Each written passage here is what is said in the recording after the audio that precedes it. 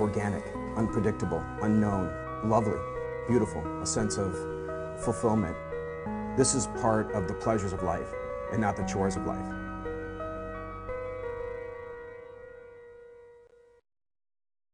Coming up tonight on Daily Iowan TV. How well do you really know Easter? Mitch McAndrews hopping around downtown and putting Iowa City to the test. And flames go up at Iowa City's landfill. Our crew is there. More coming up next. And in sports, Hawkeye Spring Athletics took no time off on this Easter weekend. Daily Iowan TV starts now.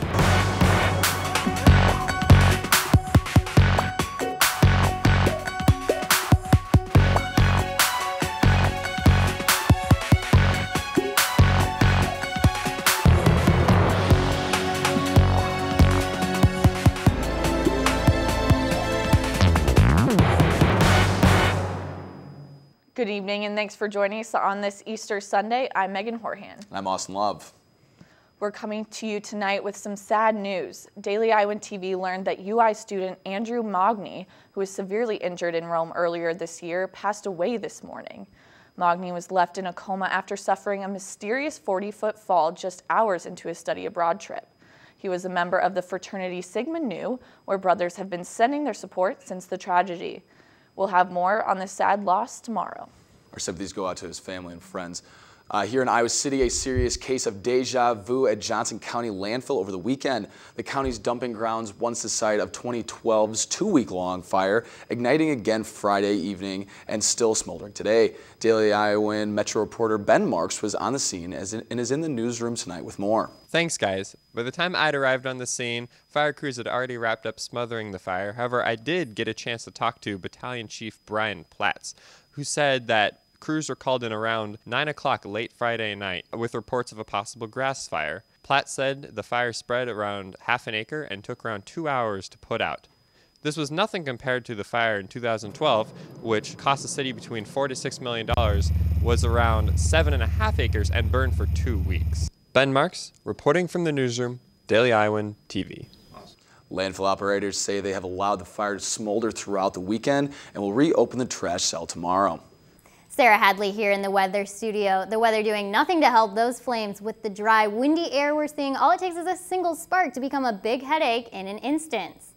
Good news is moisture is on its way. In the meantime, though, don't think we could have asked for a more beautiful Easter Sunday. We hit our cloud-free high of 67 late this afternoon. Into the overnight, expect a low of around 44. And although we stayed dry for Easter weekend, things are set to change, and it all starts tomorrow. We'll see rain and thunderstorms roll in later in the day with a high in the upper 60s. And there's more of that to come in the week ahead. I'll be back with your extended forecast later in the program.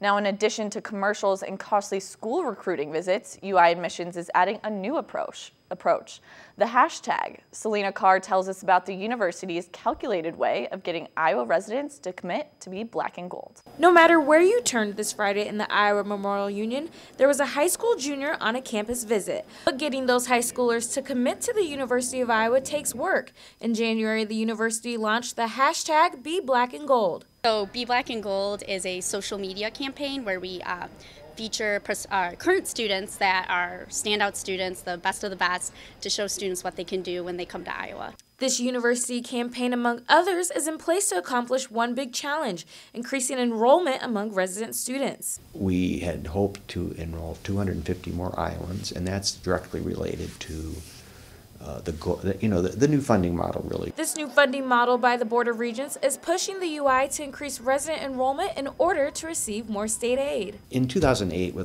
the flood hit, our first year enrollment dropped, and especially among Iowans, and we've gradually recovered. Those numbers are higher. 3,798 students have committed to Iowa for fall 2015.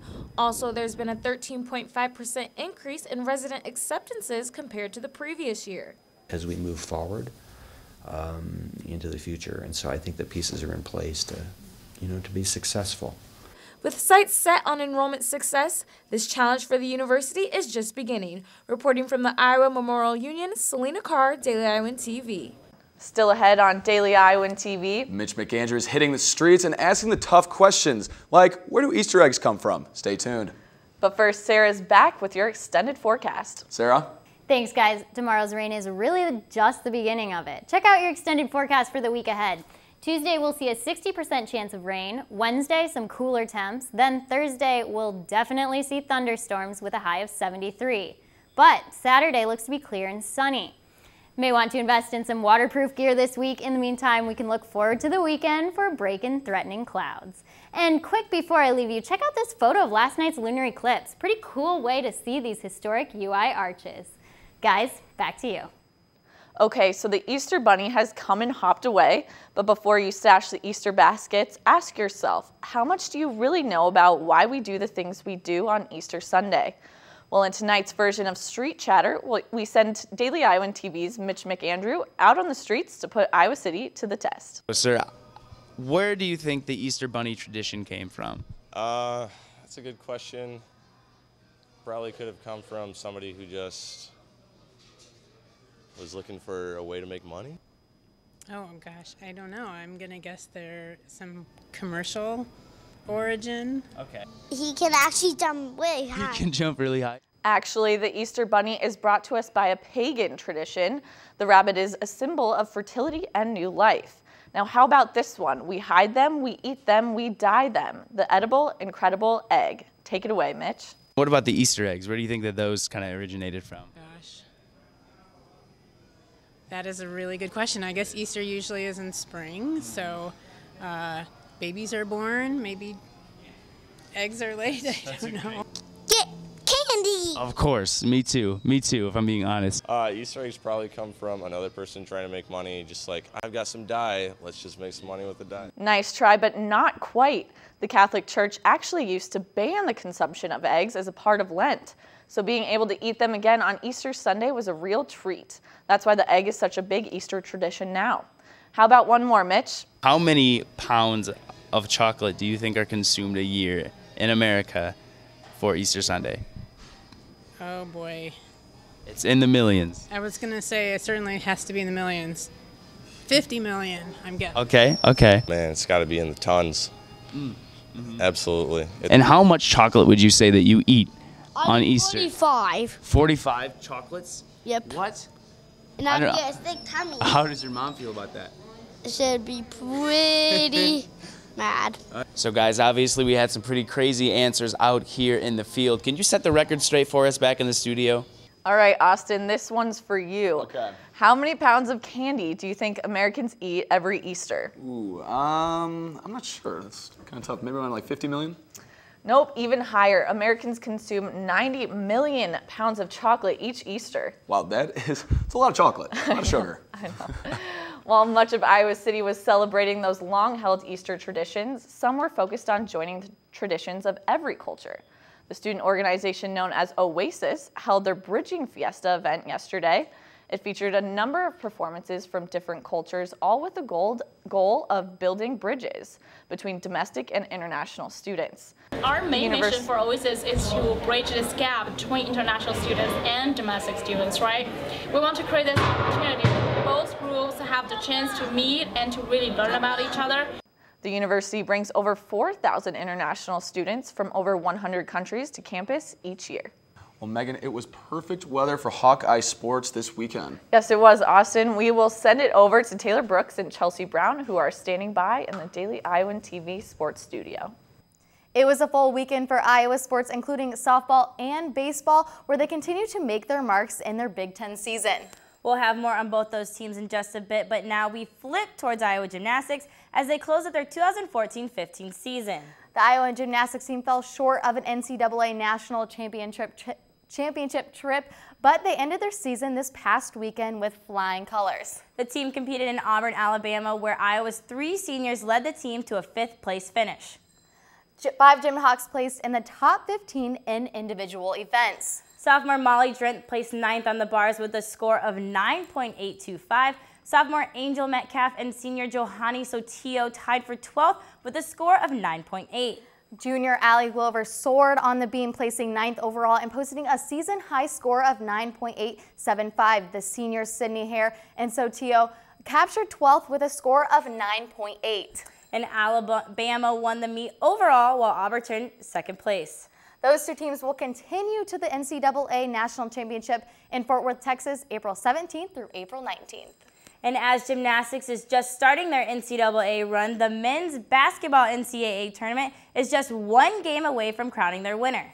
March Madness has gone beyond the madness as the Final Four games took place Saturday night. And I don't know about you, but did you catch that Wisconsin-Kentucky game yesterday? I feel like that was the championship game instead of tomorrow, but that's okay. It was a total nail-biter. And Wisconsin was one of two Big Ten teams who represented the conference in the Final Four battle, while one didn't survive. Tom Izzo's Michigan State Spartans were put to sleep yesterday by the Cameron Crazies of Duke, 81-61. The next game was one for the books, though, as Wisconsin snapped Kentucky's perfect season, beating them 71-64. The championship game will be a rematch between the Duke Blue Devils and Wisconsin Badgers. The two played on December 3rd, where Duke took the victory 80-70. I wouldn't want to miss that, and you can catch that tomorrow, CBS. Keeping with the Big Ten, but back to Hawkeye sports, softball and baseball both had a long weekend series of Big Ten play. Softball was here in Iowa City at Bob Pearl Field, where they played host to Illinois. The series started off on Friday, April 3rd, where Iowa was able to come out with the victory 15-7 with a little help from redshirt sophomore Sammy Geierman. Geierman knocked a single, double, triple, and a home run to set a career high of 6 RBI and 4 hits. Unfortunately, that victory was soon forgotten as Illinois took the second game of the series on Saturday. Daily Iowan TV sports reporter Nicole Ray was at Bob Pearl Field and saw how Illinois took the flip. Nicole? The Iowa softball team fell to Illinois 15-7 in the second game of their 3-game series yesterday afternoon at Pearl Field. The Hawks started off slow, with the Illini taking an early 1-0 lead in the top of the first after a double and an RBI single. Iowa struggled at bat to rally, and after 2 scoreless innings, Illinois dominated in the top of the fourth, scoring 6 runs off 4 hits and 2 errors on the Hawkeyes. In the 5th inning, Iowa started to find its rhythm after getting a walk and an Illini error with no outs. With 2 on the bases, redshirt junior Holly Hoffman drilled one to right center for a 2-run single. In the bottom of the 6th, junior Whitney Repley scored off an error, and freshman Cheyenne Pratt followed with a double, sending redshirt sophomore Sammy Geierman to the plate. Senior Megan Blank bombed one over the right field wall for 3 runs, tying the game at 7-7. This was the 23rd career home run for Blank, tying her for the 5th spot on the Iowa all-time career home run list. After a hard-fought comeback, the Illini rallied again, scoring 8 runs off 7 hits to secure a 15-7 victory. Head coach Marla Looper said tying it up in the 6th inning was awesome, but that the team has to play better defense. With this loss, the team moves to 12-29 overall and face their next Big Ten competitor, Wisconsin, next weekend in Madison. This has been Nicole Ray for Daily Iowan TV Sports. The third game of that series took place earlier today on this beautiful Easter Sunday, where Iowa fell in the third game of the series 12-7. Catch more of that recap tomorrow from Monday's Whip Around crew. And men's baseball also in action over the weekend in West Lafayette, Indiana at Purdue. The number 24 Iowa Hawkeyes started out the series opener on Friday, taking the ballgame 9-1. The Hawkeyes went on to clinch the series when they rallied past the Boilermakers on Saturday afternoon, 10-5. Iowa's offensive leaders in the batter's box were Jake Mingler, who went 2 for 5 with 3 RBIs, while Eric Toole went 2 for 4, and Joel Booker went 2 for 5 with 1 RBI. The series closed up this afternoon, where Iowa ended the series finale winning 4-1. With that sweep, it puts Iowa at 6-0 in the Big Ten for the first time in program history. The team comes back to Iowa City for a midweek game on Wednesday to face Milwaukee before heading to the Big Ten newcomer Maryland for another weekend series. We are all out of time on this Easter night, but stay tuned for Monday's edition of Daily Iowan TV, where I look at 2 track and field athletes who made America their new home. Austin and Megan, back to you guys. That's all we have for you tonight. You can find us anytime on YouTube. Just search Daily Iowan TV. Have a great night.